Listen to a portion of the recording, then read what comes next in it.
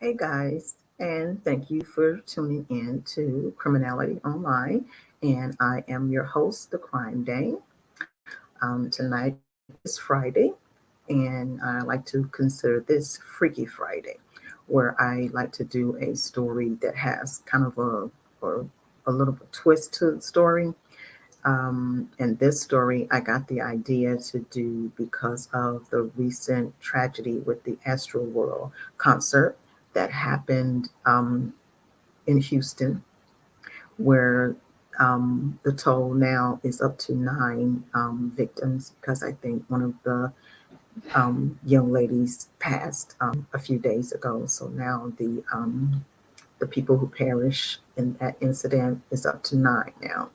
So with this incident, this happened about 18 years ago in Rhode Island. And it happened at a nightclub in Rhode Island called the Station Club. And there was a band playing there called Great White. So that's the story that we're going to be doing tonight.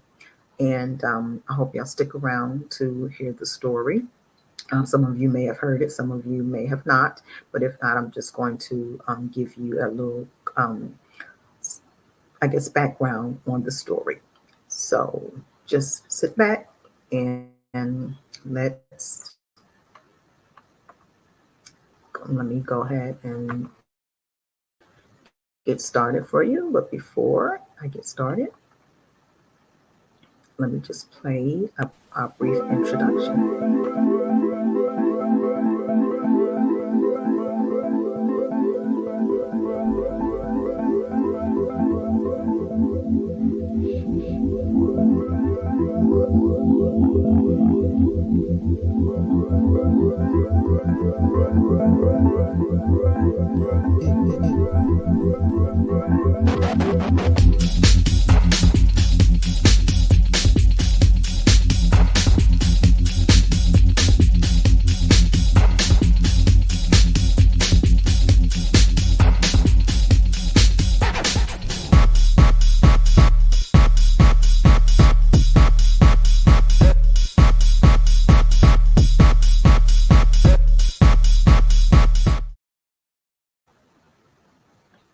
All right, so we're back. So once again, this is Criminality Online, and I am your host, The Crime Dame. So the story that we're going to be going over today is the story that happened about 18 years ago called the Station Club. And there was a very tragic fire that took place there. And there were 100 people who perished in the fire and over 200 people who were injured.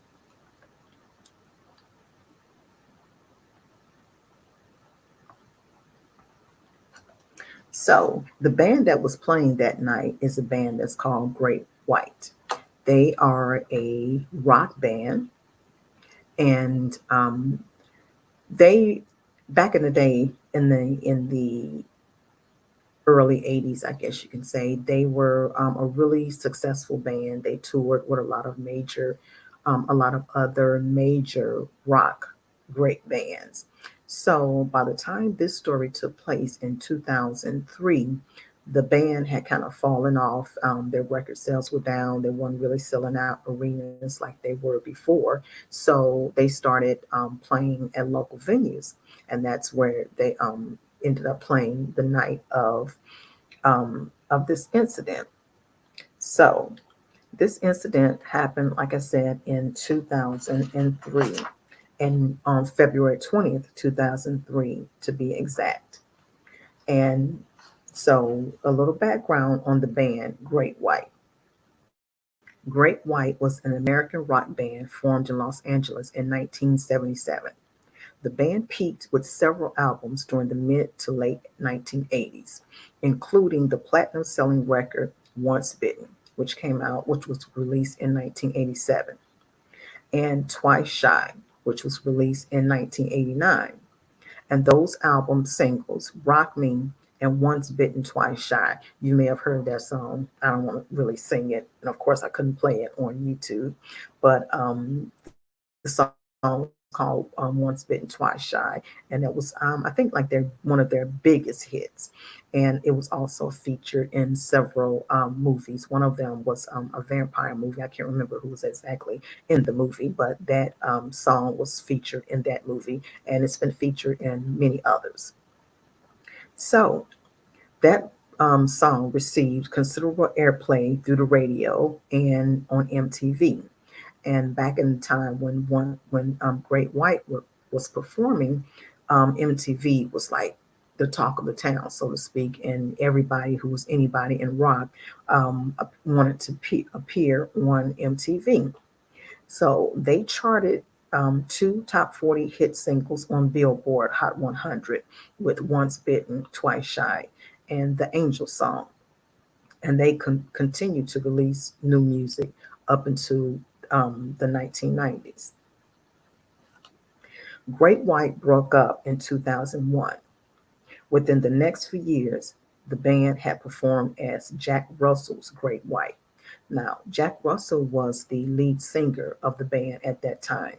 So, since a lot of the other original members had left the group, he just started featuring his name in the title of the group, Jack Russell's Great White, which also headlined when in 2003, in this Rhode Island incident, they were playing, and that's where the story begins.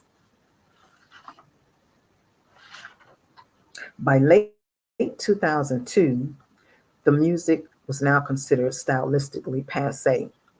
Jack Russell contacted one of the other band members, whose name was Mark Kendall, who himself was also struggling. Kendall agreed to play some dates with Russell's band, allowing Russell to use the name Jack Russell's Great White once again. The tour was to consist primarily of classic songs from the Great White catalog, with some of Russell's solo work mixed in. Eventually, more dates were added, and the tour extended through the early months of 2003.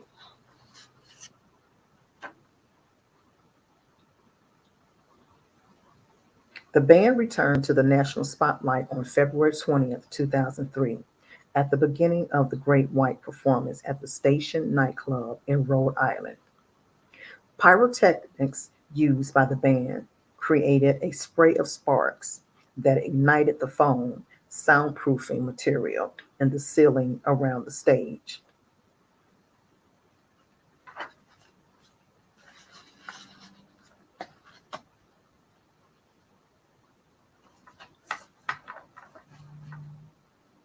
And the Station nightclub fire occurred on the evening of, once again, of February 20th, 2003, in West Warwick, Rhode Island. There were 100 people who perished, and over 200 people were injured, 230 to be exact. The fire was caused once again by pyrotechnics set off by the tour manager of the evening, headlining the band Great White. The blaze reached flashover within 1 minute, causing all combustible materials to burn. Intense black smoke engulfed the club in 2 minutes. Video footage of the fire shows the ignition, which happened rapidly. Now, ironically, the footage, if you go online and you can find some of the footage, you can also find it right here on YouTube. And a lot of people thought that it was from maybe the video cameras from inside the club, but actually it was filmed by a professional photographer who worked with one of the owners. Now, the owners of the nightclub were, their names were Michael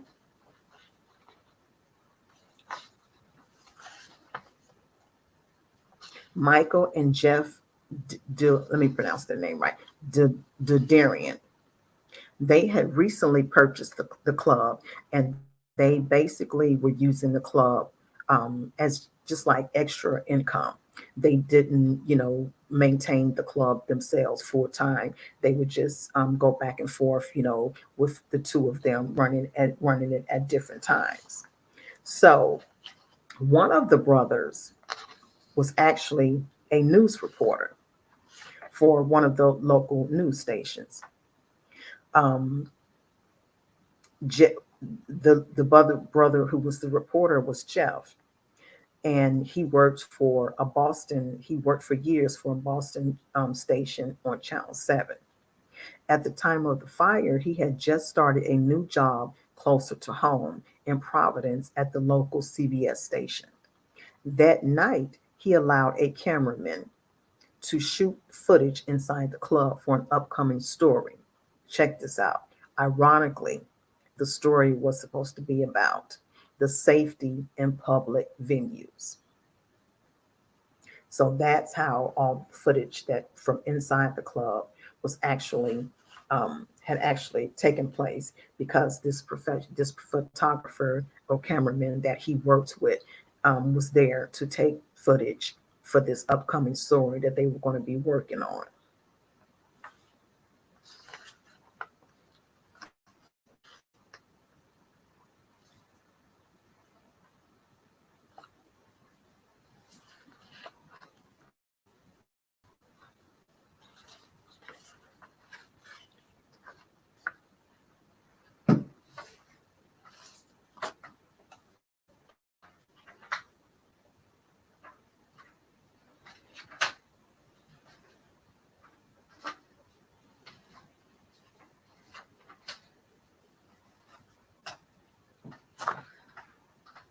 So the fire started just seconds into the band's opening song, their 1991 Billboard Main Street rock hit, Desert Moon, when pyrotechnics set off by the manager, whose the manager's name was Daniel Biechele. The pyrotechnics ignited the acoustic foam on both sides and on the top center of the drummer's alcove at the back of the stage. The pyrotechnics were cylindrical devices that produce a controlled spray of sparks. The acoustic foam was installed in two layers, with highly flammable urethane foam on top of polyethanol foam, the latter being difficult to ignite, but releasing much more heat once ignited by the less dense urethane.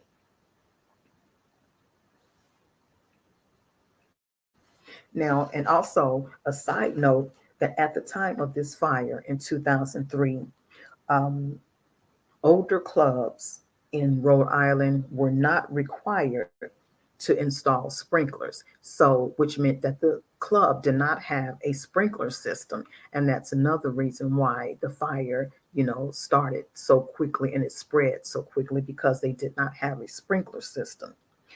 And it wasn't mandatory for them to have it. So after this incident, it kind of sparked, I'm sorry, that's a bad word to use for in this situation, but it kind of started something as far as the laws in Rhode Island on having sprinklers in nightclubs. So it was mandatory after that for nightclubs with a capacity of over 150 people, that it was mandatory after that for them to have a sprinkler system installed into the nightclub. And it's just kind of weird to me to think that even back in 2003, that a sprinkler system would not be something that would be mandatory to have in nightclubs. But um, I guess, according to them, it was not required. So you could do it if you wanted. If you didn't want to, you didn't have to. It's I guess it's kind of like other things. Like here in Georgia, it's mandatory that you have the basic car insurance. But if people are not enforcing it, then people won't get it. So since they didn't have anyone enforcing it, and I guess they didn't have really any major issues at that time, that it was just optional for people to get it. And I guess people pretty much just chose not to get it at all. So continue with the stories. The flames, when the fire first started, the crowd who was watching the show, they initially thought that it was actually just a part of the show until they started seeing foam falling from the ceiling.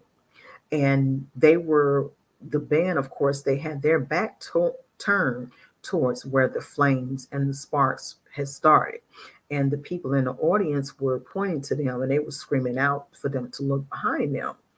So, because they weren't aware of what was going on.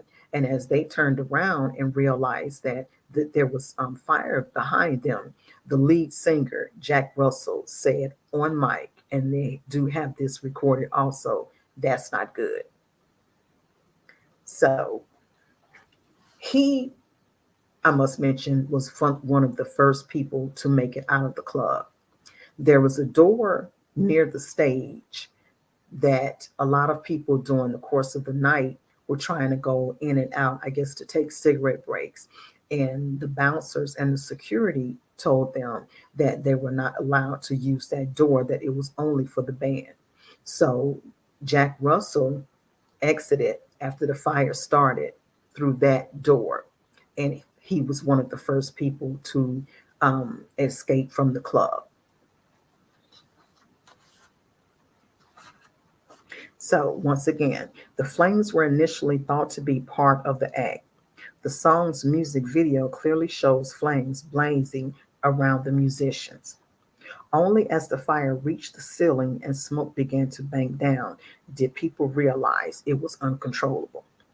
20 seconds after the pyrotechnics ended, the band stopped playing and lead vocalist Jack Russell calmly remarked into the mic, "Wow, that's not good." In less than a minute, the entire stage was engulfed in flames, with most of the band members and the entourage fleeing for the west exit by the stage. By the time the nightclub's fire alarm had activated, and although there were four possible exits, most people headed for the most obvious exit that they knew of, which would have been the exit that they came into, the front door, which they had entered, of course. The ensuing crowd rushed in the narrow hallway leading to the exit, and it quickly became blocked, resulting in numerous people dying right there in the hallway trying to get out of the club. A total of 460 people were in attendance, even though the club's official license capacity was only 400. 100 people passed, and about half of the survivors were injured, either from burns, smoke inhalation, thermal trauma, or by crushing as they were trying to leave the club. Among the people who perished that night was the band's lead guitarist, Ty Longley, and the show's MC. Ty Longley, I must mention, he was only 30 years old, and I think he was one of the youngest members of the band. And he was married, and he and his wife were expecting a baby. The wife was 3 months pregnant when he passed. And I also read that his son, that the wife was pregnant with at the time, is also a musician now.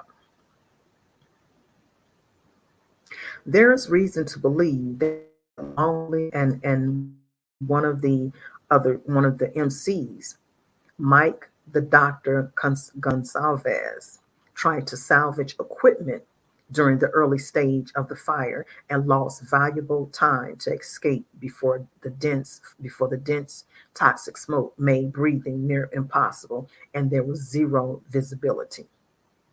Longley is believed to have initially made it out of the building, but then re-entered in an attempt to rescue his guitar. Now that's an old urban legend. We don't know if that's true or not. That's just what they said that they believe. So allegedly, that's what he was trying to do, and that's why he was caught into the fire.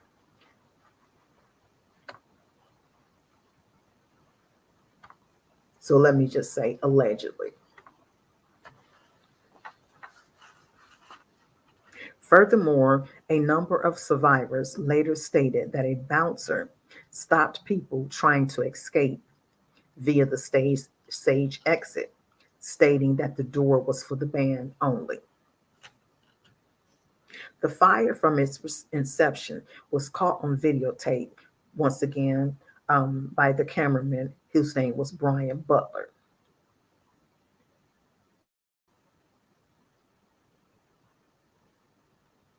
The He was there um, to report on safety in public places.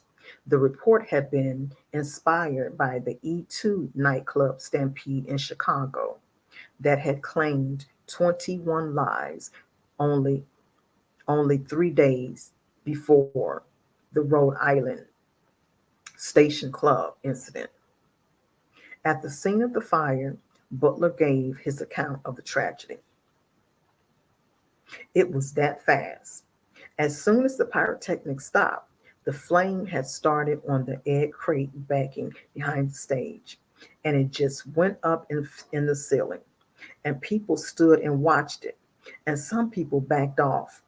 When I turned around, some of the people were already trying to leave, and others were just sitting there going, "Yeah, that's great." And I remember that statement because I was like, this is not great. This is the time to leave. At first, there was no panic. Everybody just kind of turned. Most people still just stood there. In the other rooms, the smoke hadn't gotten to them.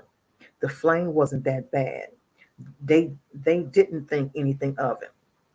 I guess once we all started to turn toward the door and we got bottlenecked into the front door, people just kept pushing, and eventually everyone popped out of the door, including myself.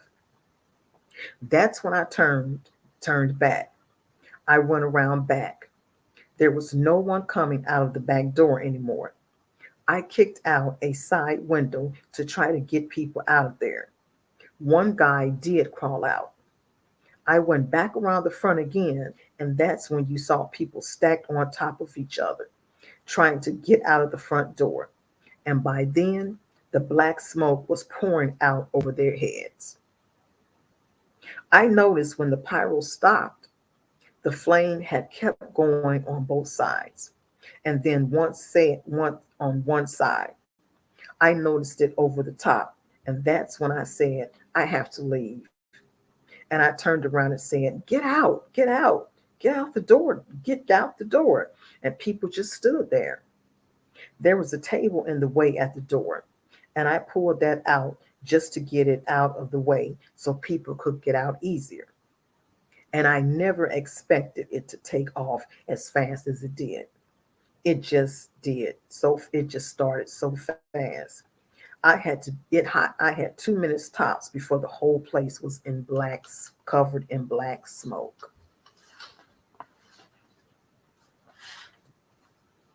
In the days after the fire, there were considerable efforts to assign and avoid blame on the parts of the band, the nightclub owners, the manufacturers, and the distributors of the foam material and pyrotechnics, and the concert promoters.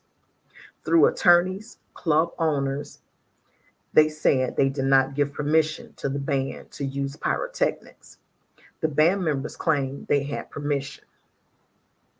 A National Institute of Standard Technology NIST investigation of the fire under the authority of the National Construction Safety Team using computer simulations with the FDS and mock-up of the stage area concluded that a fire sprinkler system would have contained the fire long enough to give everyone time to exit safely.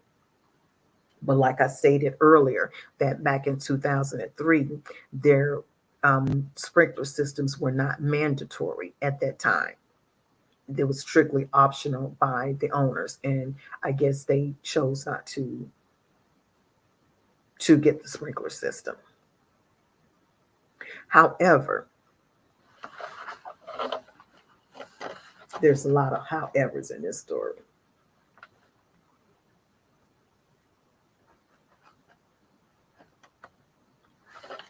However, because of the building's age, the building was built in 1946. Many believe the station to be exempt from sprinkler system requirements. In fact, the building had undergone an occupancy change when it was converted from a restaurant to a nightclub. This change dissolved its exemption from the law.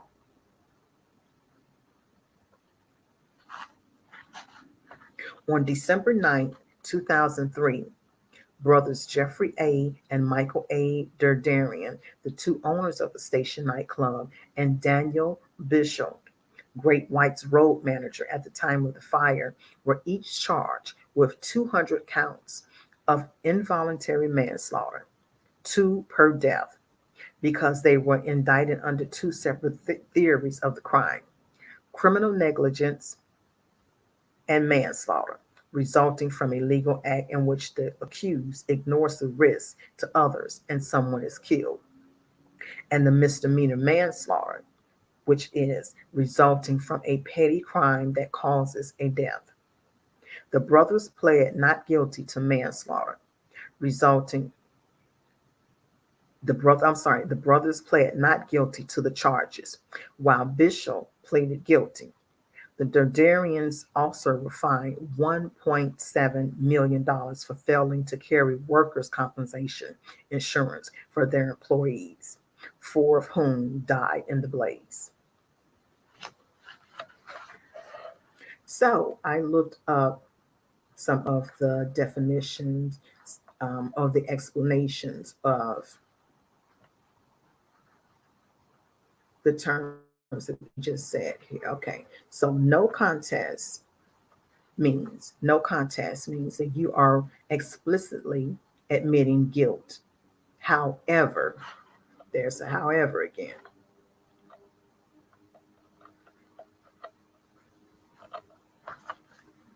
However, by not choosing to contest the charges, you are largely doing the same thing.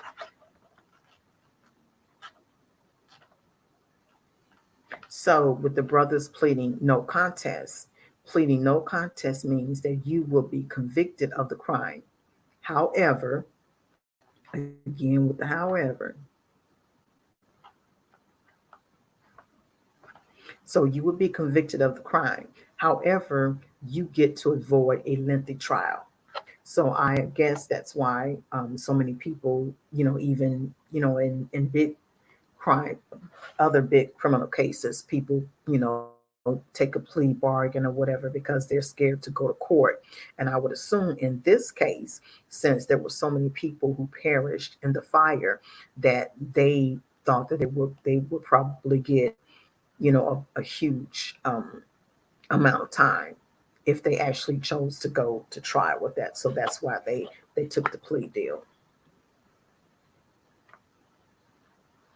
No contest is largely an admission of guilt without actually saying it.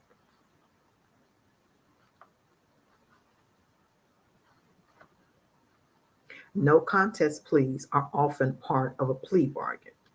So that's what they pretty much got, a plea bargain. So in their plea bargain, um, the brothers chose to kind of work out the plea bargain. So what they agreed to do was,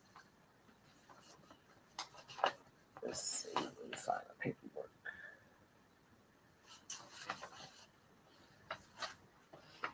So since one of the brothers had small children, the I think Jeff is the brother who had small children. So Michael agreed to go to prison. And he ended up going to prison for 33 months. Now, the manager, whose name Biechele, he ended up going to jail for 22 months.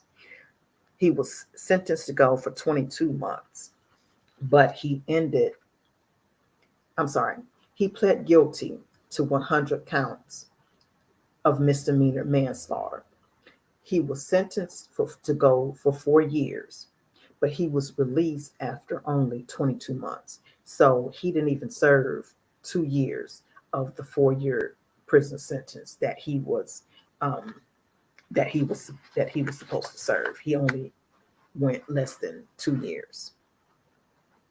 So getting back to the plea bargain. So like I said, the two brothers agreed on, the judge told them that only, one of them would have to go to prison. So they had to make a choice of which one was going to go.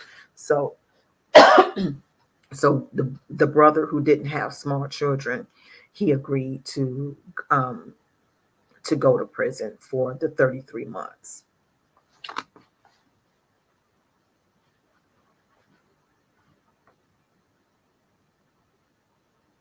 So once again, it's the no contest is largely an admission of guilt without actually saying it. And the no contest pleas often is a part of a plea bargain. The major difference comes in a civil case, which that's what they ended up having to do a civil case. There were several cases, by the survivors of the fire, and also the the the, the victims' family members who wanted, a big sum for their losses. Now, also, one thing about the material that was used at the club. Now, 3 months before the fire, the brothers were cited by the fire marshal because the exit doors of the club were direction the wrong way. For example, if you think in terms of when you're at the movie theater, when you leave the movie theater, the doors push outward, like you're going out into the lobby. That's the way the doors were supposed to be positioned in the club, but the doors were positioned in the opposite direction. They were positioned to push forward. So that's another reason why a lot of the people were not able to escape, because they were not able to push the doors open to go out. They had to pull both the doors open to try to get out. And that made it impossible for them to get out as well. Excuse me. So, like I said, they had been cited 3 months before the fire. Part of it was they were supposed to remove those double doors that were that were positioned in the wrong direction, and the doors as well as the walls were covered in foam. Now, when I say foam, this foam that they used was actually the wrong foam. If you think in terms of, like, if you order a package from Amazon and your package comes with this packing foam to protect your items, like if you have breakables or anything like that in the box, the foam that's similar to the foam that was used on the walls and on the doors, and it was not supposed to be on the doors at all. Now, the brothers had, the bar that they owned was in, I guess, like a neighborhood area, and a lot of the neighbors will complain about the noise. So they tried to satisfy the neighbors and the noise complaints by having the walls insulated. But once again, the insulation that they used was not the correct insulation for the building. It was more of an insulation for the sound, not for fire prevention. So with those two things, the wrong type of phone and the doors pointing in the wrong direction is a lot of the reasons why some of the people, the doors pointing in the wrong direction, the the incorrect foaming, and no sprinkler system. They're part of the reasons why a lot of the people perished in the fire.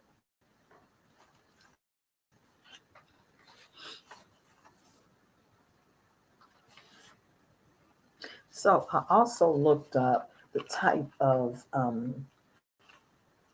foaming that was used. And the foam that they used was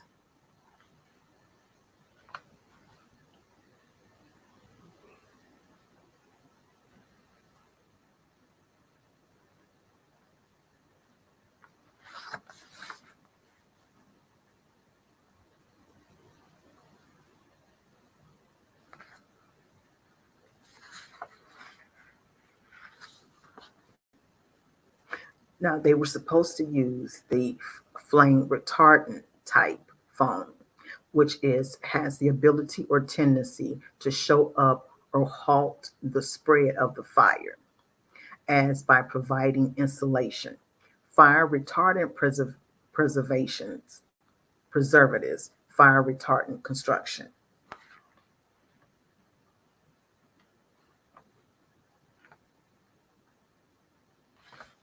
And part of the material used, it contains salt, typically fertilizers that alter the way wildfires burn, decreasing the fire intensity and showing the advance of and I'm sorry, and slowing the advance of the fire, even after water in the fire retardant has evaporated. So, so this is the type of foaming that they were supposed to use. The type of foaming that will alter the way that fire is burned, not increase the fire. So the one they used the wrong type of insulation. They use insulation for sound, not to keep the fire from spreading.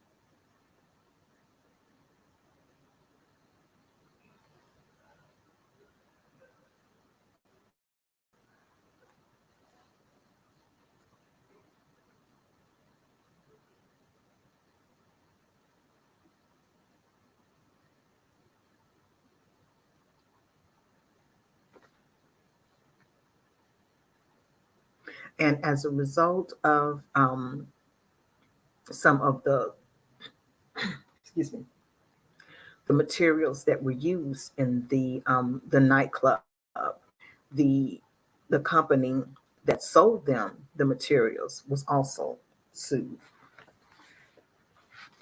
and the company who provided the foam material to them was called was called American Foam Corporation, and they were not charged in the criminal case like the brothers, but they were sued by the survivors and the victims. So American Foam Corporation, a company sold the foam, was blamed for the fueling the Rhode Island nightclub fire that killed 100 people. They agreed to pay $6.3 million to settle lawsuits from survivors and victims, relatives, according to court papers filed. The agreement the agreement by Johnson-based American Foam Corporation brings the total settlement offered in the case to roughly $153 million. And this was once again, in 2003. They had to settle $153 million. The newest settlement also covers the estate of Aaron, oh, I cannot pronounce this, Aaron Derderian, the company's former president, who has since passed. Excuse me. And Barry Warner, a company salesman who lived near the club and suggested to the club owners, Jeffrey and Michael Derderian, to buy the soundproofing foam to quell the noise complaints from the neighbors.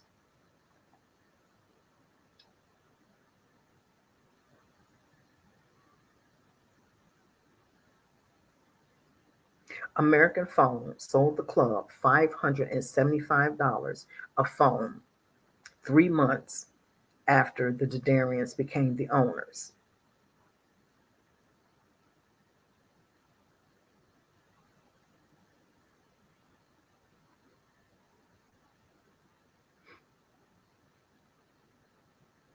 So one of the company employees, Warner, had complained for years, excuse me,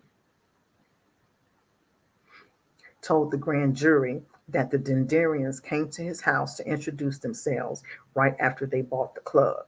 He had suggested the brothers could use soundproofing foam and later dropped off a sample of the foam at the club. Warner said he consulted with the Derderians about the foam, but did not handle the details of the purchase. Kathleen Haggerty, an attorney for the Derderians, has disputed Warner's account, saying Warner made the measurements in the club and that the brothers relied on his advice. So, in other words, the brothers claim that they did not know that they were sold the incorrect foaming for the building. They were under the assumption that they were buying foaming for the walls that would help in preventing as the spread of a fire, but instead they were sold insulation foaming, which was only for the sound and not would help and did not help with helping to keep down the fire from spreading. And this is the same thing that was covered, the door was covered in as well.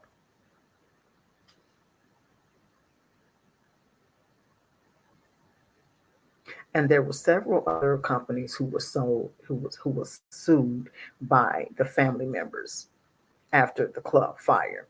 And some of the other companies that were sued were Anheuser-Busch, which is like the alcohol company, Home Depot, Clear Channel Broadcasting, and a group of other phone manufacturers.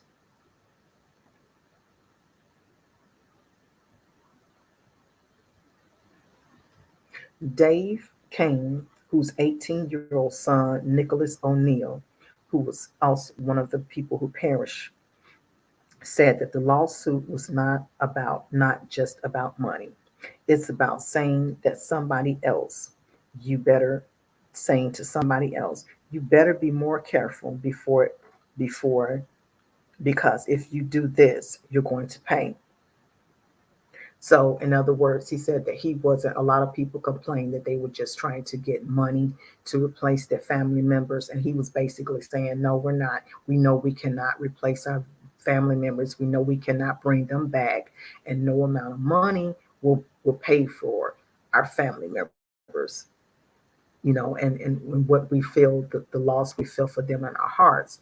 But it's just to tell other people that if you neglect safety or you try to take shortcuts in safety measures in public places, in restaurants and clubs, and you don't do what you should do, that you're going to have to pay for it. And that's basically what he was saying. He said he was not trying to replace any of his family members by getting any type of monetary compensation.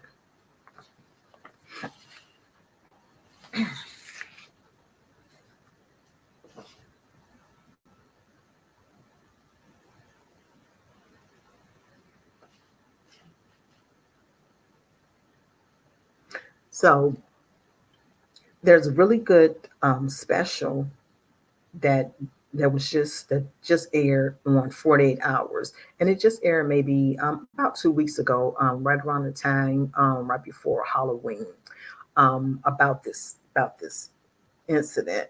And the two brothers, they finally spoke out after 18 years. And a lot of people were saying, well, why are they speaking out now? And a lot of people were saying after the 48 hours episode was shown that the brothers really didn't seem remorseful, that they seemed that they wanted to put all the blame on the foam company that sold them the products and not took responsibility for the people who perished at the club. And I guess I had conflicting opinions as well. Um, because to me it did seem a bit like they were, trying to put the blame off on the on I guess the phone company, and that because well, one of the things, like I said, one of the brothers was a reporter, the other one was a businessman. So this club was kind of like their side hustle, and it wasn't something that they put all of their intention into. You know how sometimes you hear people who say that they're in the restaurant business and they may start off as a busboy or something like that, and they work their way up to maybe being a manager. Excuse me, maybe being a manager, and they always dream of one day opening their own restaurant, and you have to have a passion for it. Well, these brothers didn't really seem that they were passionate about the nightclub, that this was just something for them to just make some extra money with. So when you're not passionate about something, that you don't really take that much interest in it. And that's kind of what they did here. They kind of cut corners doing things because this wasn't something that they were passionate about. So, you know, they did have a point that the phone company should have been, taking some of the responsibility. But I guess what I'm saying is if you are the owner, you should have maybe paid more attention to the type of materials that you were being sold. I mean, I know that they were not an expert in that type of materials, but this is something that you own, where you having all these people in this place, in your place of business. You, if you didn't know what you were looking at as far as that product, then you should have had someone to come in, maybe a friend of yours or somebody to kind of to look at what you were being sold, and not just take this company's word for what was going on and what these materials were. And now you had all this loss of life, and they're still trying to say, that it was pretty much the foam company's error, and that they should not been held accountable for it. So, but you just have to make that opinion for yourself. So, the I put the link in the at the bottom of excuse me. So I put a link to the 48 hours story at the bottom, and you can kind of watch. It's only I think an hour long, so you can watch it to see for yourself what you think about the brothers, and if you think that they were remorseful or not, and if you think that they should come out with a little bit more apology, or should have just stayed quiet about the whole thing, like they had been for the last 18 years. So I found some safety tips. This came out last year during the pandemic, and this was from a company, a law company here in Atlanta called Bronze Law, and they had 14 key safety tips for stadiums, concerts, and arenas. Now, a lot of this is COVID related, about the pandemic, so some of them do not apply.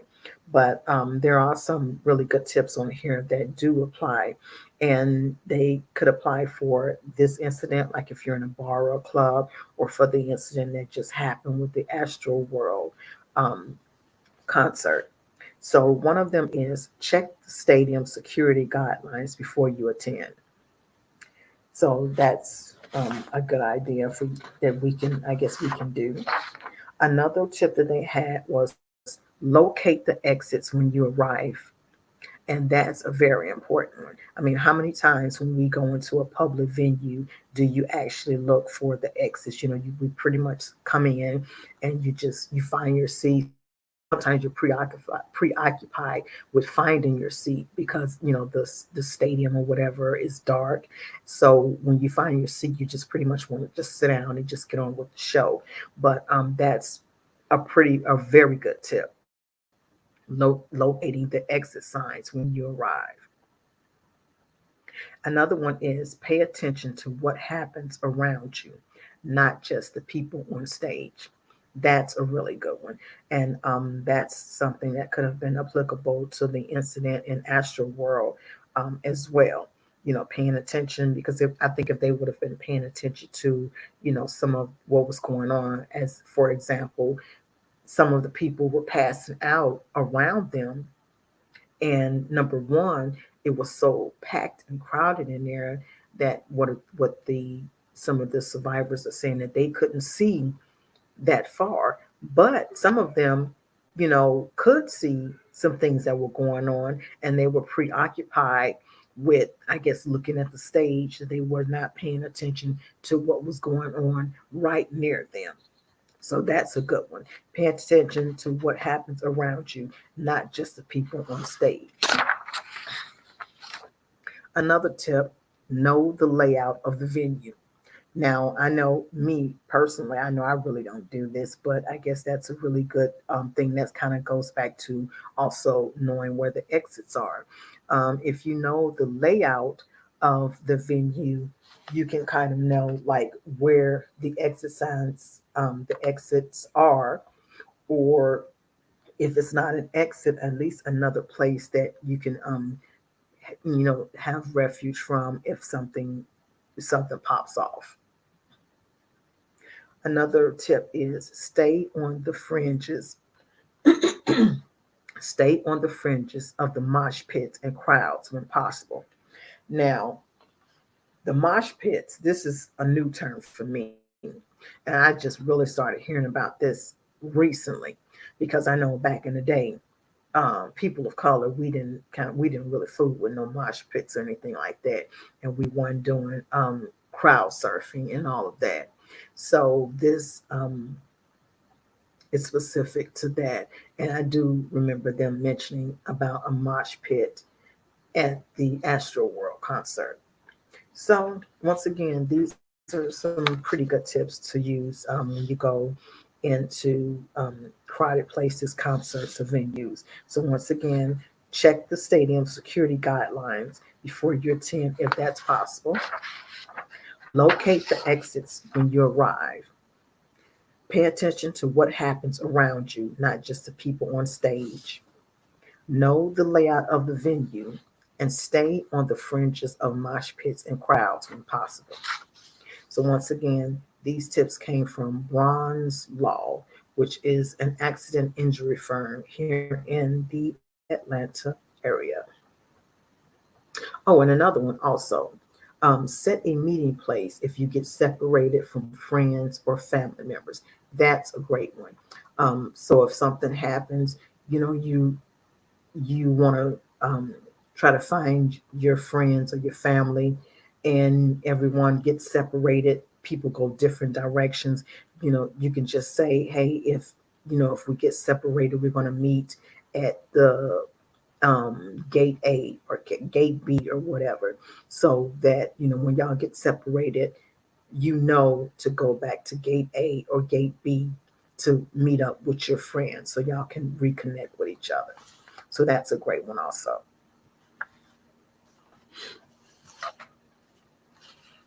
So that concludes this story of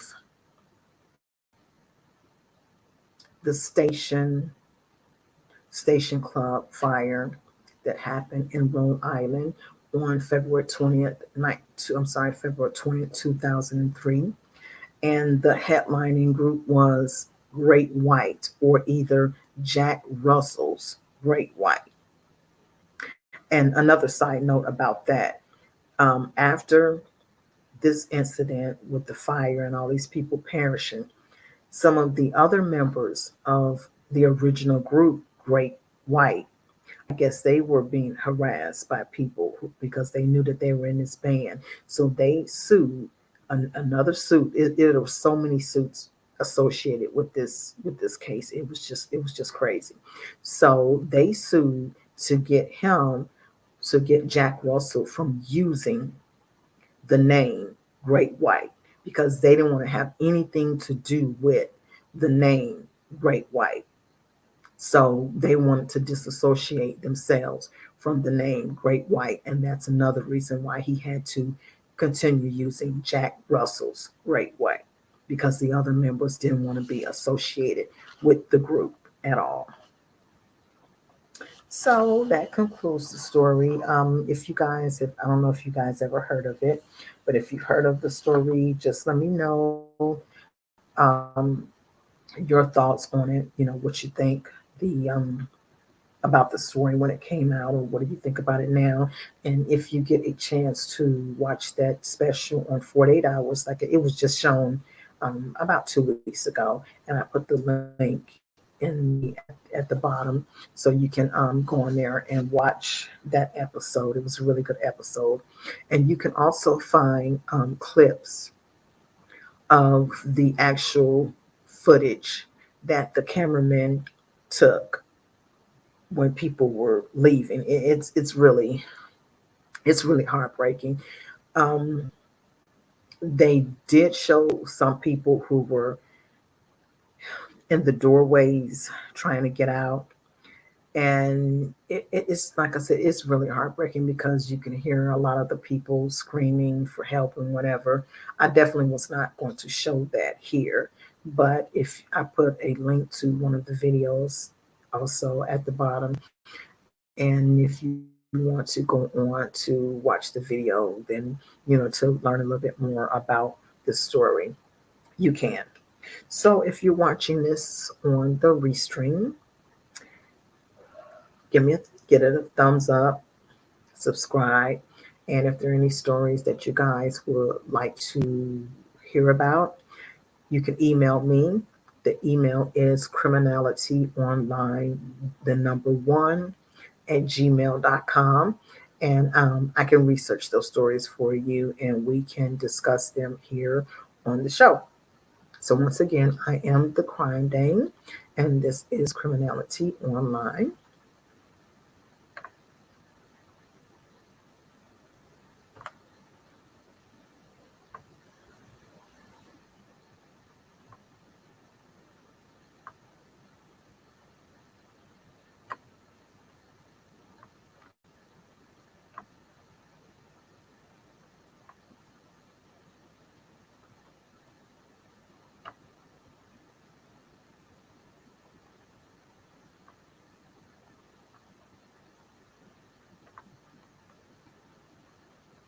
So that's the email address, criminalityonline, the number one, at gmail.com.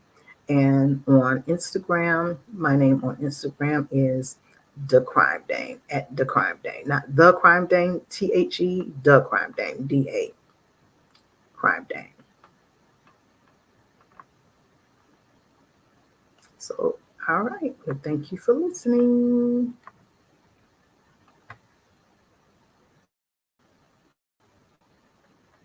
And have a good night. And I'll see you at the next crime scene.